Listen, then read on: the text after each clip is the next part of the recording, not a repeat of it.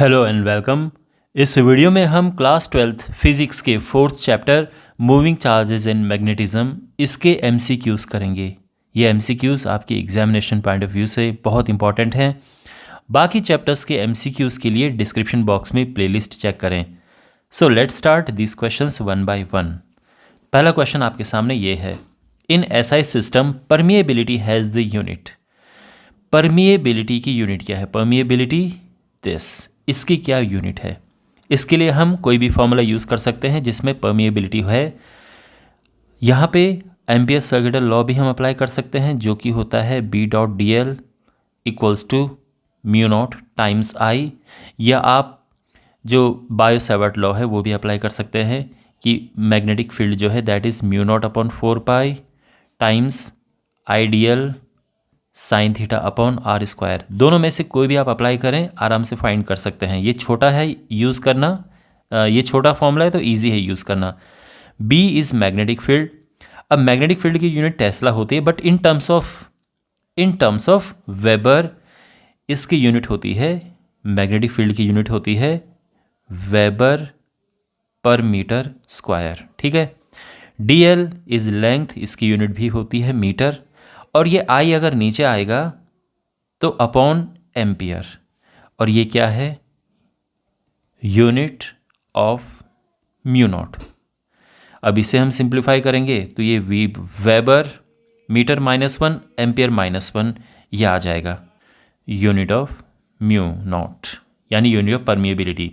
तो ये हमारा आंसर है, यानी ऑप्शन ए करेक्ट है। फाइन। सेकेंड क्वेश्चन है, choose the correct statement in the following. The magnetic field inside an ideal solenoid is not at all uniform. ये statement true नहीं है, दिस इज फॉल्स, बिकॉज ये है solenoid.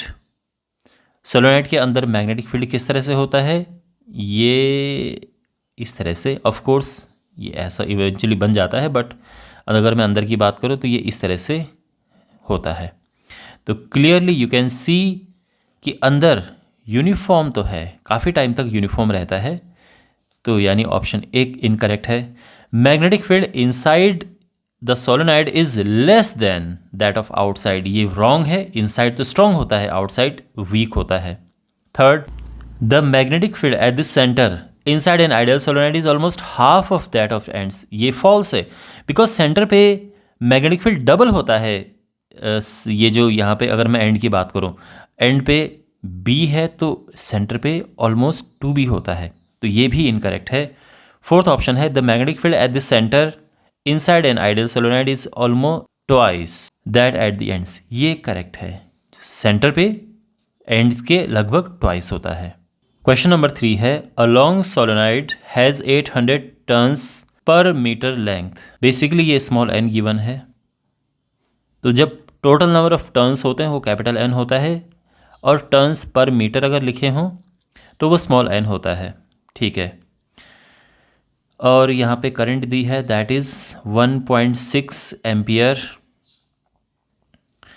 और साथ में और क्या गिवन है? बस हमें फाइंड करना है मैग्नेटिक फील्ड, और कहाँ फाइंड करना है ये इंपॉर्टेंट है, एंड ऑफ द सोलेनॉइड हमें फाइंड करना है। तो सोलेनॉइड की अगर मैं बात करूं तो इसके सेंटर पे, अगर मैं यहाँ पे बात करूं तो यहाँ पे मैग्नेटिक फील्ड का फॉर्मूला होता है म्यू नॉट एन आई, और यहाँ पे क्या मैग्नेटिक फील्ड होता है? हमें तो पूछा यहाँ पे है ना, तो जो भी सेंटर पे होगा उसका हाफ यहाँ पर होगा। तो हमें ये फाइंड करना है, कैलकुलेट करना है, ये वैल्यूज पुट करके और बाद में उसका हाफ कर देना है। ये बात समझ आ गई? म्यू नॉट इज़ परमिएबिलिटी, ये होता है 4 × 10⁻⁻7। ये आपको पता होना चाहिए, क्योंकि म्यू नॉट अपॉन 4 ये 10⁻⁻7 होता है। n नंबर ऑफ टर्न्स ये 800 है, करंट इज़ 1.6। पाई की वैल्यू पुट करेंगे, ये 8 1.6 करो, ये 2 0 इसके साथ एडजस्ट कर देते हैं तो ये -5 होगा, और इनका मल्टीप्लाई करके ये आ जाएगा। एक पॉइंट को इधर लेके चलते हैं, क्योंकि सभी 10⁻⁻4 में दिए हैं, तो अप्रॉक्सीमेटली, मैं पॉइंट की बात के हटा रहा हूँ, अप्रॉक्सीमेटली ये आएगा। इतना टेस्ला, बट ये कहाँ पे है, ये सेंटर पे है। अगर मैं एंड की बात करूं तो इसका हाफ हो जाएगा, 8 × 10⁻⁻4 tesla. Option B is correct. ठीक है। क्वेश्चन नंबर 4 है, which of the following graphs represent variation of magnetic field with distance r for a straight long wire carrying current। तो एक straight wire current कैरी कर रही है, इसकी वजह से मैग्नेटिक फील्ड का फॉर्मूला क्या होता है, मतलब यहाँ से इस पॉइंट पे r डिस्टेंस पे मैग्नेटिक फील्ड का फॉर्मूला होता है μ0I/2πr। तो क्लियरली आप देख सकते हैं कि B is inversely proportional to R। तो ये रिलेशन कौन सा ग्राफ रिप्रेजेंट कर रहा है, यहाँ पे ये रिलेशन रिप्रेजेंट कर रहा है ये, तो option B is correct. Just मैं आपके नॉलेज के लिए कह रहा हूँ कि जो पहला वाला है वो किस तरह का वेरिएशन है, वो डायरेक्टली प्रोपोर्शनल टू R है। ये वेरिएशन है डायरेक्टली प्रोपोर्शनल टू, इस तरह का वेरिएशन है ये लीनियर इक्वेशन है। तो B इसमें डायरेक्टली प्रोपोर्शनल टू -R है। क्वेश्चन नंबर 5 है, an electron having momentum this. तो मोमेंटम होता है mass into velocity, 2.4 × 10⁻⁻23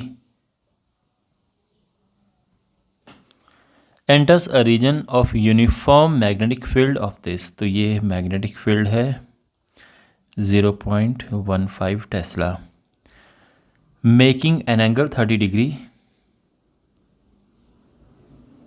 with the initial velocity vector of the electron, the radius of the electron। हमें radius find करना है।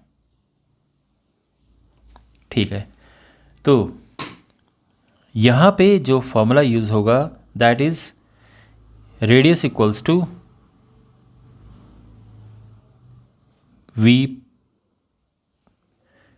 Upon EB। ये perpendicular component है, यानी यहाँ पे इसकी जगह पे हम V sin थीटा लिखेंगे अपॉन EB। अगर आप कंफ्यूज्ड हो कि ये फॉर्मूला आया कैसे है, तो ये आप समझ लो कि जैसे एक इलेक्ट्रॉन ये जा रहा है और वो जैसे एंटर करता है एक सर्कल बना देता है, तो यहाँ पे जो सेंटीपिटल फोर्स इसको मिल रहा है दैट इज़ mv²/r। ये प्रोवाइड कर रहा है जो QVB है। ओके, और परपेंडिकुलर कंपोनेंट ऑफ वेलोसिटी हम यहाँ पे यूज़ करेंगे। अब V से ये V काटेगा तो यहाँ पे R क्या आएगा, mv perpendicular upon Q into B। Q charge है विच इज़ E, तो इसीलिए मैंने ये लिखा है। अब आप समझ गए फॉर्मूला कैसे आया है, और ये है। बाकी इसमें काफ़ी और भी चीज़ें हैं, आप डिटेल में इसको पढ़ लेना इस पर्टिकुलर टॉपिक में, बट ये बेसिक है इसका। अब वैल्यूज़ हम पुट करेंगे, मास इंटू वेलोसिटी है 2.4 × 10⁻⁻23 sine theta which is half, sine 30 half होता है। Okay, upon E is 1.6 × 10⁻⁻19 and B is 0.15। ये कटा 1.5, ये 10, ये 5, और ये आ जाएगा 5 × 10⁻⁻4 मीटर, यानी 0.5 × 10⁻⁻3 metre which means 0.5 mm। Option A is correct. Question number 6 है, the magnetic field in a certain region of space is given by this. ये मैग्नेटिक फील्ड है, प्रोटॉन शॉर्ट किया जाता है इस वेलोसिटी से, और ये एक हेलिकल पाथ बनाता है इस फील्ड में, मीन्स इस तरह का एक पाथ बनाता है। तो उसका रीज़न ये है कि मैग्नेटिक फोर्स की वजह से ये एक सर्कल में मूव करने लगता है, बट बिकॉज इसमें ये कंपोनेंट भी है, यानी इस डायरेक्शन में भी है, जिस डायरेक्शन में मैग्नेटिक फील्ड है उस डायरेक्शन में भी इसमें वेलोसिटी है, तो उस डायरेक्शन में आगे बढ़ने लगता है। मैग्नेटिक फील्ड इस तरफ है, वेलोसिटी भी इस तरफ है, तो वेलोसिटी जो है ऐसे प्रोजेक्ट हुई है कि वो उसमें पैरेलल कंपोनेंट भी है और परपेंडिकुलर कंपोनेंट भी है। तो यहाँ पे जो परपेंडिकुलर कंपोनेंट होगा इसकी वजह से सर्कल बनेगा, पैरेलल कंपोनेंट की वजह से आगे जाएगा। तो हमें बताना है कि एक रेवोल्यूशन में, मान लो कि इसने यहाँ से चलना शुरू किया, एक रेवोल्यूशन में यहाँ पे पहुँच गया, तो ये पिच हमें बतानी है कि कितना आगे जाएगा वो। और ये पिच होती है, ये डिस्टेंस जिसे हम कह सकते हैं कि ये डिस्टेंस जो हमें फाइंड करना है, that is parallel component into time. Parallel component इसमें यही आएगा, बस हमें इसमें टाइम फाइंड करना है। अब टाइम पीरियड का फॉर्मूला होता है, ये T means time period, okay. ये है 2πm/QB, ये है फॉर्मूला। आई मीन टू से, आई होप आप फेमिलियर होंगे इन सब फॉर्मूला से। m² r इज़ QVB, तो v से v कटा, r आ गया mv/QB, और बाकी टाइम पीरियड होता है 2πr/वेलोसिटी। तो यहाँ पे r की जगह पे ये वैल्यू पुट की, तो v से v कट के ये आ गया है। तो इस तरह से ये फॉर्मूला बना है। अब ये अगर हम वैल्यूज पुट करें 2.2 times pi 3.14, mass is given upon charge, proton है 1.6 टाइम्स 10⁻⁻19, और मैग्नेटिक फील्ड इज़ 8.35 इंटू 10⁻⁻2। तो ये पूरा कैलकुलेट करके आएगा 0.785 इंटू 10 और ये हुआ -21, ऊपर जाएगा तो -6, इतना सेकेंड। और यह है टाइम पीरियड। तो पिच क्या होगी, तो यहाँ पे वैल्यूज पुट कर देते हैं। ये 2 इंटू 10⁻5 टाइम 0.785 इंटू 10⁻⁻6। इसमें जब हम 2 का मल्टीप्लाई करेंगे तो ये आएगा 1.57 10⁻⁻1, तो इवेंचुअली आ जाएगा 0.157 मीटर, और हमारा ऑप्शन बी करेक्ट है। ओके। क्वेश्चन नंबर 7 है 10 milliampere current can pass through a galvanometer of resistance this, what resistance in series should be connected through it so that it is converted into a voltmeter of this volt।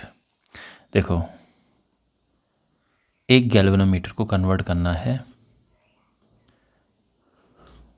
ये galvanometer को convert करना है voltmeter में series में एक resistance लगा के। तो गैल्वेनोमीटर का रेजिस्टेंस G और सीरीज रेजिस्टेंस R, यहाँ से करंट फ्लो हो रही है, उसको हम IG नाम दे देते हैं, और वोल्टेज जो इसमें टोटल वोल्टेज है, तो जो टोटल वोल्टेज है, देखो current, you know that current is voltage upon total resistance, तो दोनों सीरीज़ में है, सीधे प्लस हो जाएंगे R प्लस G। अगर मैं R प्लस G की बात करूं तो ये अगर ये कैलकुलेट करूं, ये IG नीचे आएगा, वैल्यूज पुट करते हैं, वोल्टेज इज़ 100 वोल्ट, और ये है 10 मिली एम्पियर, मिली एम्पियर को कन्वर्ट करते हैं इस तरह से, तो ये हो जाएगा 10,000। G गिवन है 25 ओम, तो R आ जाएगा 9975 ओम। ऑप्शन सी करेक्ट है। क्वेश्चन नंबर 8 है an electron is travelling with this velocity in a magnetic field this, what is the magnitude and direction of force acting. देखो, force is Q times V cross B, यह है proper way में। तो V cross B पहले find करते हैं, vector यहाँ पे मल्टीप्ली वेक्टर प्रोडक्ट होगा, फिर इसमें Q का मल्टीप्लाई कर देंगे बाद में जो चार्ज है, इलेक्ट्रॉन है, तो फिर वो -E हो जाएगा। सबसे पहले हम V क्रॉस B करते हैं। ओके, तो वेक्टर प्रोडक्ट IJK, और V है 3 5 1, B है सॉरी नॉट 1 0, और B है 6 4 0, तो हो जाएगा I एंड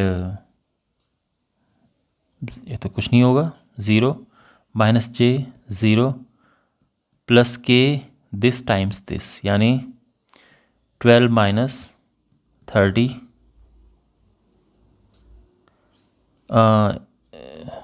4 3 12, 5 6 30, 64, ठीक है, माइनस 18K, ये आ चुका है V क्रॉस B। तो फोर्स हो जाएगा, charge is minus E, keep in mind, okay, electron है N माइनस 18K, ये हुआ, तो ये हो जाएगा 18EK। तो K यहाँ पर देखो पॉजिटिव साइन है, तो पॉजिटिव Z एक्सिस है ये, and 18E, so option B correct है, ठीक है। क्वेश्चन नंबर 9 है, the magnetic force acting on a charged particle of charge this in magnetic field this, तो Q है यहाँ पर -2 × 10⁻⁻6 coulomb. Magnetic field is given 2 tesla acting in Y direction, तो 2J हो गया है ये, 2J tesla. Velocity is given 2I + 3J times 10⁻6 metre per second. Force find करना है, तो force is Q × V cross B। Q is -2 × 10⁻⁻6 and यहाँ पे V क्रॉस B, तो V इज 2I + 3J, और ये 10⁻6 को हम बाहर ले लेंगे, और ये क्रॉस प्रोडक्ट है B के साथ। ध्यान रखना, इस ये मल्टीप्लाई जो है ये क्रॉस प्रोडक्ट नहीं है, ये क्रॉस प्रोडक्ट है, तो कंफ्यूज मत होना, ये क्रॉस प्रोडक्ट है, ओके। और ये 10⁻6 हमने बाहर ले लिया है इस तरह से, 10⁻6 न्यूटन। यहाँ पे ये तो हुआ कैंसिल, और अभी इनका हम करेंगे क्रॉस प्रोडक्ट, तो या तो इसकी हेल्प से करेंगे हम डिटर्मिनेंट बना के, या सीधा भी कर सकते हैं, आपके कॉन्सेप्ट क्लियर होने चाहिए। देखो I और J का जब क्रॉस प्रोडक्ट होता है I cross J, it is K, J cross J होता है 0, तो यहाँ पे 2 × 2 हो जाएगा 4K, बट जब इसका मल्टीप्लाई इससे होगा तो 0 होगा, तो कुल मिला के ये 4K आ चुका है, और ये हो गया है -8K न्यूटन। अब बिकॉज नेगेटिव K है तो ये नेगेटिव Z डायरेक्शन है, और 8 न्यूटन, तो 8 Newton in negative Z direction, option A correct है, ठीक है। The frequency of revolution of the particle is, तो ये वैसे ही है, कौन सा पार्टिकल की बात की जा रही है कि मैग्नेटिक फील्ड में कोई पार्टिकल एंटर करता है, तो वो एक जब सर्कल बनाता है चार्ज पार्टिकल, उसकी फ्रीक्वेंसी क्या है ये हमें पता करना है। तो फ्रीक्वेंसी निकालने के लिए अगर हम टाइम पीरियड निकाल दें, उसका रेसिप्रोकल हो जाएगा। टाइम पीरियड निकालने के लिए हम करते हैं 2πr/v सिंपली, और अब यहाँ पे देखो r निकालने के लिए क्या करते हैं, सेंटीपिटल फोर्स प्रोवाइड करता है QVB, इससे प्रोवाइड होता है, तो V से V कैंसिल, और R यहाँ पे हम पुट कर देंगे, तो 2π × mv/v टाइम्स QB, तो टाइम पीरियड हो गया है 2π m/QB, तो फ्रीक्वेंसी इसका रेसिप्रोकल हो जाएगा QB/2πm। Option D is correct, QB/2πm। Clearly ये इंडिपेंडेंट है किस पे, it is independent on velocity, v इसमें नहीं है, तो वेलोसिटी कितनी भी तेज़ी से जाए या कितना धीरे जाए, टाइम पीरियड एंड फ्रीक्वेंसी उस पर डिपेंड नहीं करते हैं। क्वेश्चन नंबर 11 है, 2 similar coils are kept mutually perpendicular such that their centres coincide at the centre, find the ratio of the magnetic field due to one coil and the resultant magnetic field through both coils if the same current flows. Okay, ये इस तरह से है, एक coil है ये, और दूसरी कॉइल, मतलब यहाँ से इतनी डिस्टेंस पे एक कॉइल ये है, मतलब यहाँ पे हम suppose that net magnetic field देख रहे हैं, और एक दूसरी कॉइल है जिसका सेंटर भी इक्वल डिस्टेंस पे है, ये है, बट ये परपेंडिकुलर है। अब इस पॉइंट पे एक कॉइल की वजह से मैग्नेटिक फील्ड मान लो बी है, तो इसकी डायरेक्शन इस तरफ होती है ना, कॉइल से मैग्नेटिक फील्ड लाइंस ऐसे बाहर निकलती हैं। तो इस कॉइल की वजह से मैग्नेटिक फील्ड ये जा रहा है सेंटर पे, अगर हम बात करें तो ये हो गया है, तो यहाँ इस पॉइंट पे इस तरफ है। अगर मैं इस कॉइल की बात करता हूँ तो ये इस तरफ होगा, दोनों में सेम करंट है, इस तरफ नहीं भी होगा, करंट की डायरेक्शन दूसरी होगी, तो फिर ये होगा इस तरफ, ठीक है। लेकिन कुल मिला के इसमें भी सेम मैग्नेटिक फील्ड है। अब दोनों सेम मैग्नेटिक फील्ड है और इनके बीच में 90 डिग्री है, तो रिजल्टेंट मैग्नेटिक फील्ड क्या होगा? Resultant magnetic field will be root B square plus B square, यानी ये हो जाएगा रूट 2b स्क्वायर, यानी रूट 2b। ये दोनों की वजह से है। हमें रेशियो फाइंड करना है ड्यू टू वन कॉइल, यानी required ratio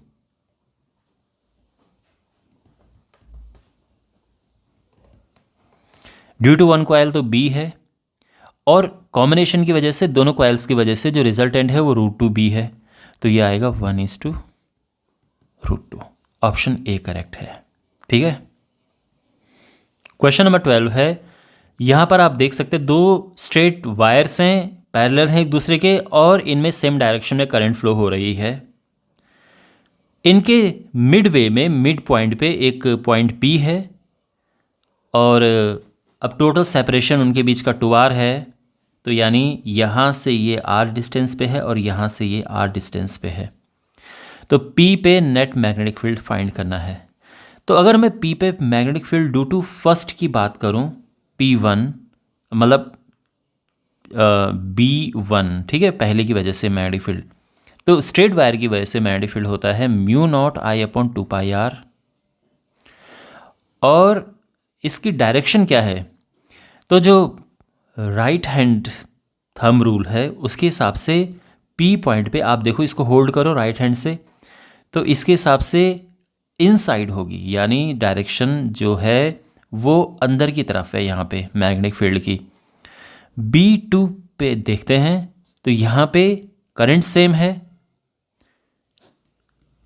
2πr distance same है, लेकिन डायरेक्शन देखो, अगेन हम अपना we will use right hand, तो ग्रिप करो इसको, तो यहाँ से फिंगर्स बाहर आ रही हैं।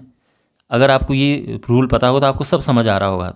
ये आउटवर्ड है, तो इसमें तो ये इनवर्ड डायरेक्शन है मैग्नेटिक फील्ड की, और ये आउटवर्ड डायरेक्शन मैग्नेटिक फील्ड की। तो यहाँ पे एक फील्ड अंदर जा रहा है, एक फील्ड बाहर आ रहा है, तो एक दूसरे को कैंसिल कर देंगे। इस वजह से जो नेट फील्ड और एक कैंसिल करेंगे, अब बिकॉज दोनों इक्वल हैं, तो क्या हो जाएगा? 0 हो जाएगा। Option D is correct. Question number 13 है, an electric charge in uniform motion produces an electric field only, magnetic field only, both electric and magnetic fields, no such field. Option C is correct. दोनों type के field produce करता है moving charge. देखो, जब charge होता है stationery, ये कोई चार्ज है और ये स्टेशनरी है, स्टेशनरी में ये ओनली इलेक्ट्रिक फील्ड प्रोड्यूस करता है, मैग्नेटिक फील्ड प्रोड्यूस नहीं करता है।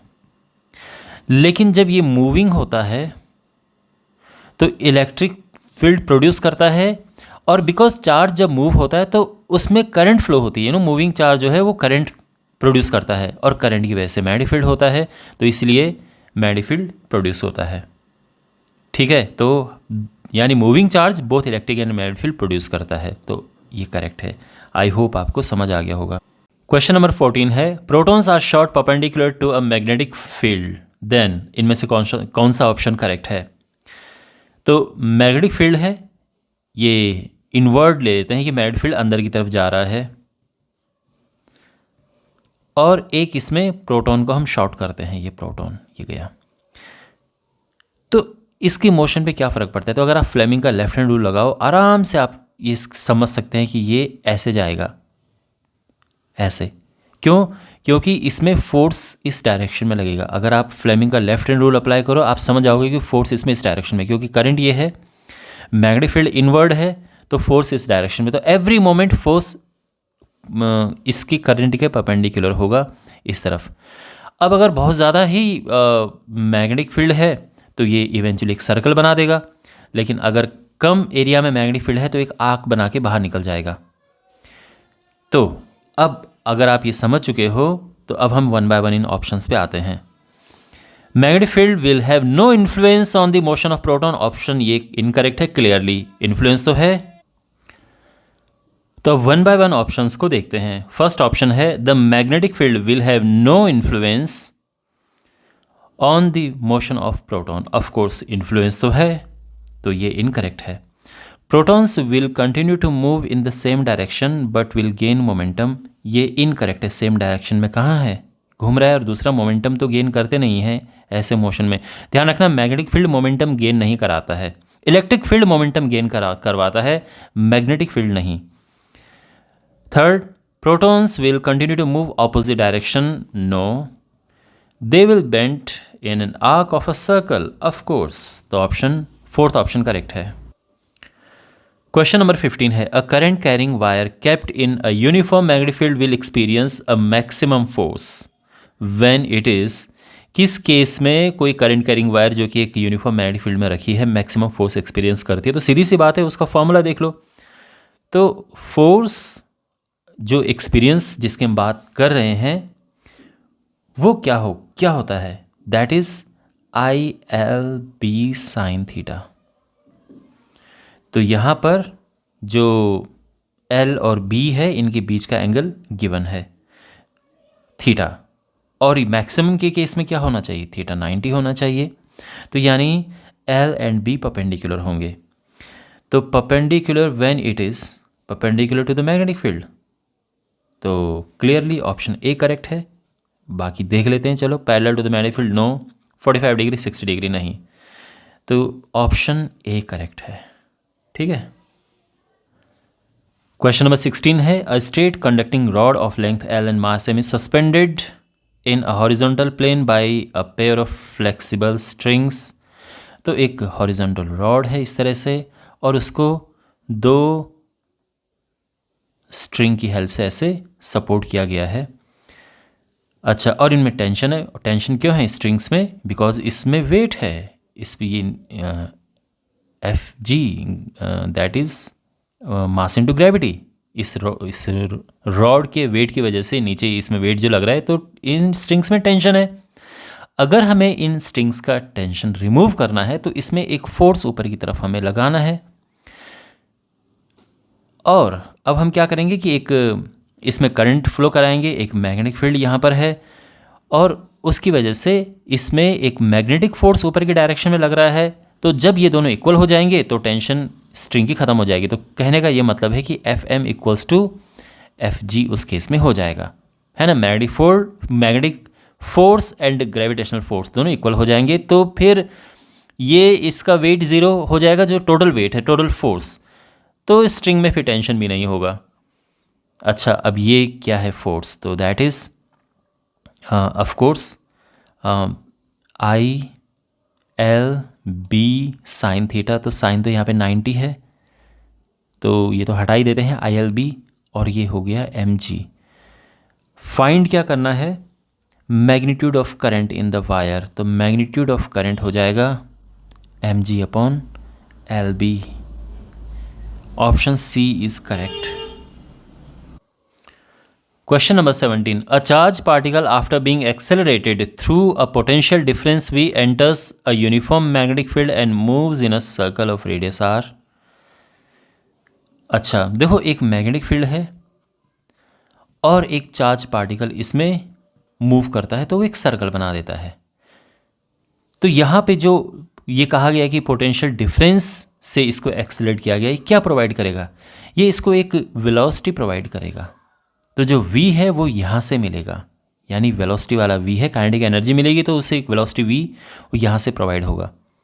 तो देखो काइनेटिक एनर्जी होता है हाफ एम वी स्क्वायर, और जो एनर्जी होती है जब हम किसी को चार्ज पार्टिकल को एक्सेलरेट करते हैं that is Q times V voltage, ये वी वोल्टेज।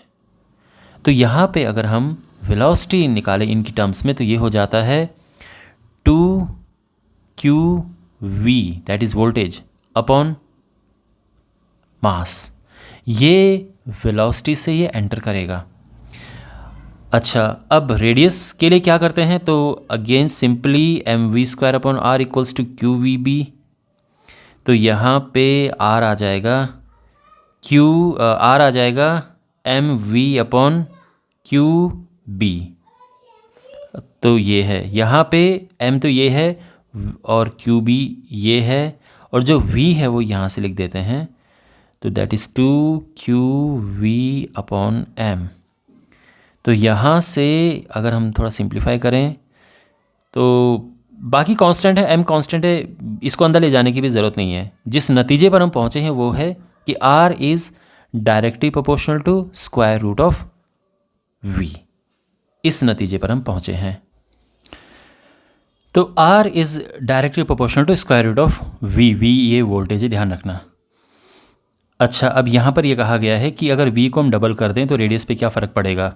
तो हम इस रिलेशन का यूज़ करके हम क्या लिख सकते हैं कि R1 upon R2 equals to square root V1 upon V2 लिख सकते हैं ना।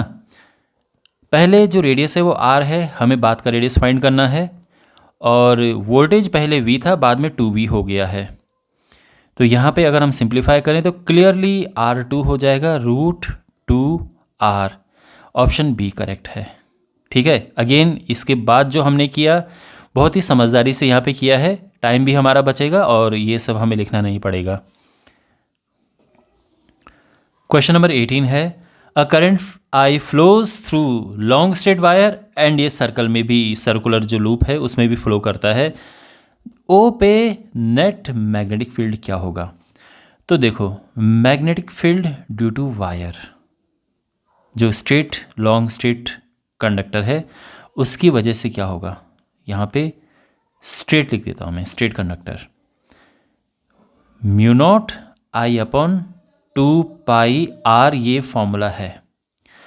अब सर्कुलर लूप की वजह से तो ये हो जाएगा, ये होता है म्यू नॉट अपॉन